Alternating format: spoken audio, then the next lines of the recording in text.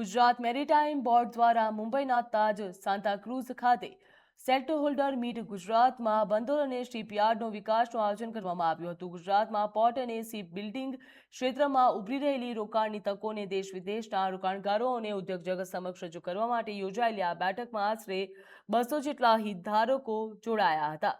Power house તરીકે વધુ મજબૂત બનાવવાના રાજ્યના સરકારના વિઝન અંતર્ગત યોજાયેલી આ બેઠકમાં 2047 સુધીમાં ગુજરાતની પોર્ટ ક્ષમતા 3000 MMTPAથી વધુ કરાવી મહત્વાકાંક્ષી દિશા રજૂ કરવામાં આવી હતી। બેઠકોનો મુખ્ય ઉદ્દેશ્ય ગુજરાતમાં વિકસતા મેરીટાઈમ ઇકોસિસ્ટમના વ્યૂહાત્મક રોકાણ અને ઉદ્યોગ ભાગીદારોને પ્રોત્સાહન આપવાનો તેમજ port, ship building, ship repair અને મરીન મેન્યુફેક્ચરિંગ ક્ષેત્ર, ખાનગી ક્ષેત્રમાં નવી તકો ઊભી કરવાનો હતો।